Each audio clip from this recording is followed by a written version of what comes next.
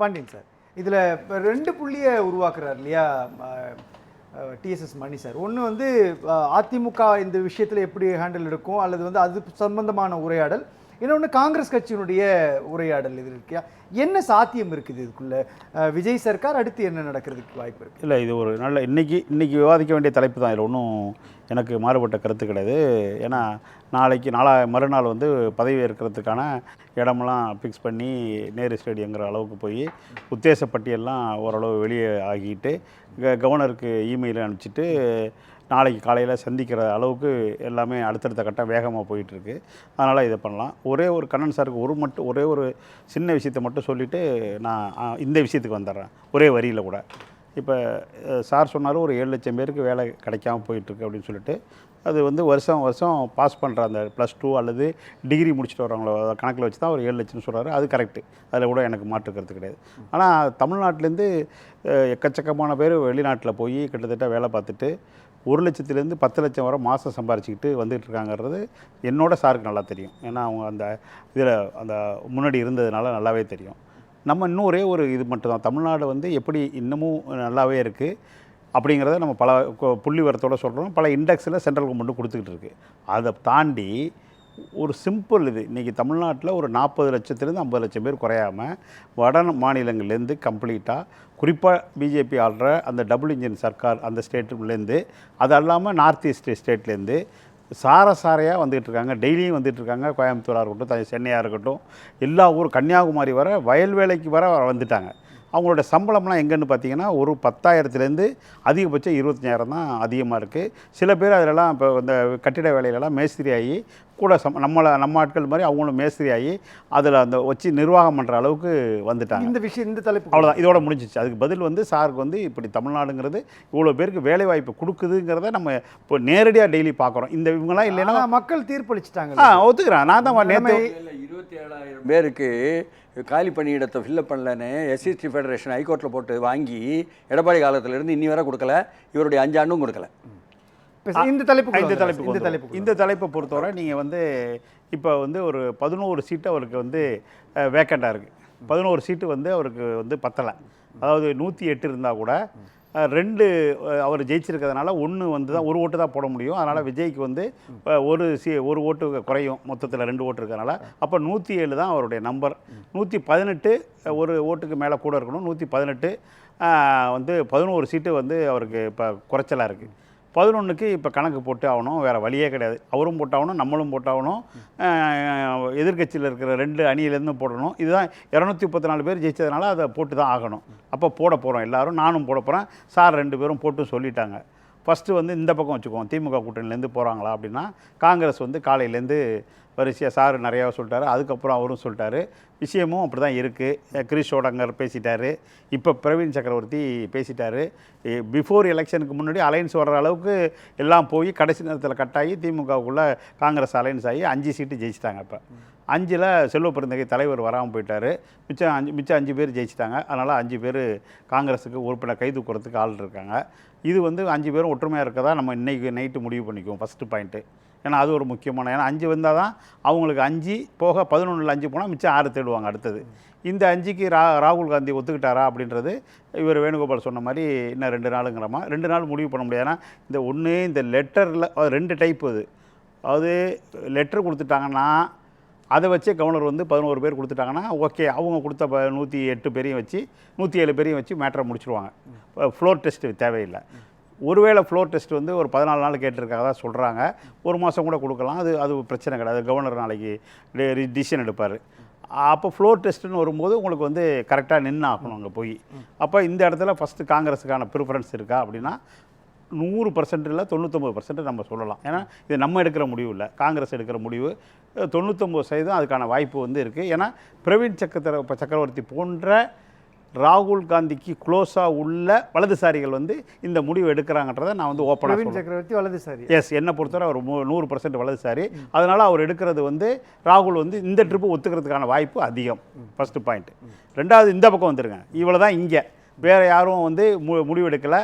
காலையில் இந்த 3 பேரும் பேட்டி கொடுத்ததில் அவங்க வந்து நாங்கள் கூட்டணியை தான் முடிவெடுப்போம்னு சொல்லிட்டு வெளில போயிட்டாங்க. அதனால் அதுக்கான வாய்ப்பு ரொம்ப குறைவுது.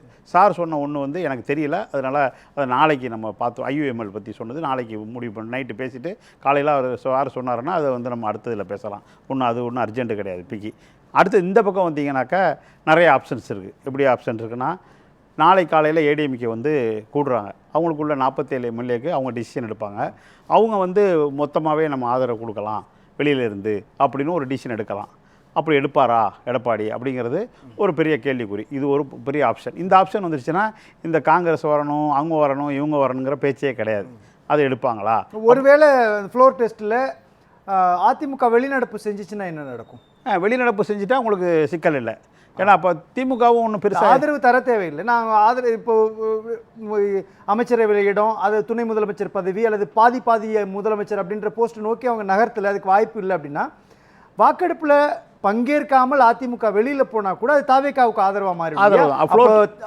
காங்கிரஸ் கட்சியுடைய தயவு தேவையில்லை, இடதுசாரிகளுடைய தயவு தேவையில்லை, விசிகாவோட தயவு தேவையில்லை அப்படின்றப்போ அவங்க ஆட்சிக்கு ரொம்ப கிரீன் சிக்னலா மாறிடும் இல்லையா? அது பேசப்பட்டு விட்டது. தாவேகாவுக்குள்ளேயும் அதிமுகவுக்குள்ளேயும் பேசியாச்சு. அப்போ சாரும் சொல்லிட்டாரு. அதனால் இந்த வாய்ப்பும் இருக்குது, இது இல்லைன்னு சொல்ல முடியாது. அப்போ லெட்டர் கொடுக்குற ஆப்ஷன் வந்து அடிபட்டு போயிடும். ஏன்னா லெட்டர் கொடுக்க முடியாது. அப்போ ஃப்ளோர் டெஸ்ட்டில் அவர் வச்சுட்டு பேசுவார். இன்னொரு ஆப்ஷன் இருக்குது. இப்போ இதுக்கு நடுவில் அதை பேசிடுவோம். ஏன்னா இது எடுத்ததுனால ஃப்ளோர் டெஸ்ட்டுன்னு வந்துட்டதுனால இது எதை பற்றியும் கவலைப்படாமல் பதவி ஏற்றுக்கிட்டு இதெல்லாம் பேக் டோரில் நடக்கிற பேச்சுவார்த்தையெல்லாம் அப்படியே வச்சுட்டு உடனே அவர் ஃப்ளோர் டெஸ்ட்டை ரெடி பண்ணிட வேண்டியது. யாரோடையும் பேசி எல்லாத்தோடையும் முடிக்காமல் அப்படியே வச்சுட்டு ஃப்ளோர் டெஸ்ட்டில் அவர் வந்து பேசுகிறது. வாஜ்பாய் வந்து அவர் செஞ்சார் அந்த வேலையை.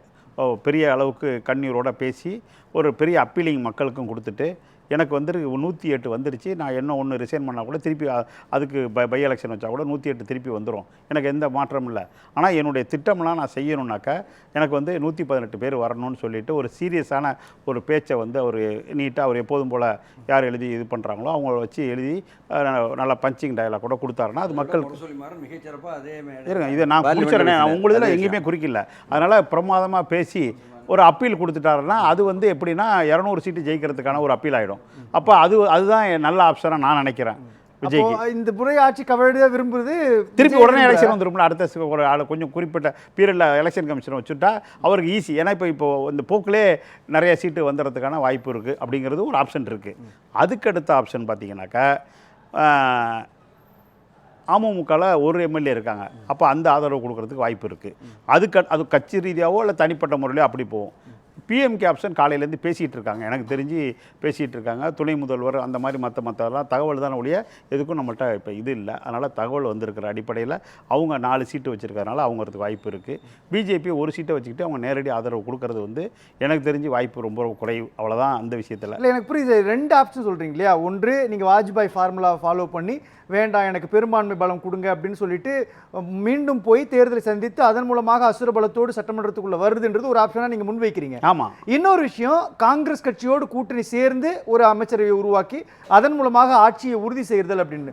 இதில் காங்கிரஸ் கட்சியோடு சேர்றது தானே அவருக்கு ஃபியூச்சராக இருக்கும். ஒருவேளை 2029 காங்கிரஸ் ப்ளஸ் தாவேக்கான ஒரு கூட்டணி அமைச்சரா, மாநிலத்தில் உங்களுக்கு 2 சீட்டு அல்லது ஒரு அமைச்சரவை, மத்தியில் எனக்கு நீங்கள் கொடுங்க அப்படின்னு திமுக எடுத்த ரோலை தாவேக்கா எடுத்துடும். அவங்க ஃபியூச்சர் 2 பேருக்குமே ஒன்றா இருக்கும்ல. இருக்குது. நீங்கள் இதுக்கு ஒரு நல்ல ஆதாரம் என்னட்டே இருக்குது. எப்படின்னு கேட்டிங்கன்னா ஒரு 15-18 வருஷம் நினைக்கிறேன். ஐ திங்க் வந்து என்னுடைய நண்பர் தான் வந்து இவரை அவங்க அப்பாவையும் அழைச்சிட்டு போயிட்டு ராகுல் காந்தியை வந்து மீட் பண்ண வச்சது. அதனால் அது வந்து எதுவுமே நான் மறுக்கலை. ஏன்னா எனக்கு அது தெரியும், எனக்கு பர்சனலாக தெரியுங்கிறது. சாருக்கு எப்படி பல விஷயங்கள் அதில் தெரிஞ்சதாலும் அதே மாதிரி எனக்கு இது ஒரு விஷயம் பர்சனலாக தெரிஞ்சதுனால தைரியமாக சொல்கிறேன். அப்படி ஒரு வாய்ப்பு இருக்குது.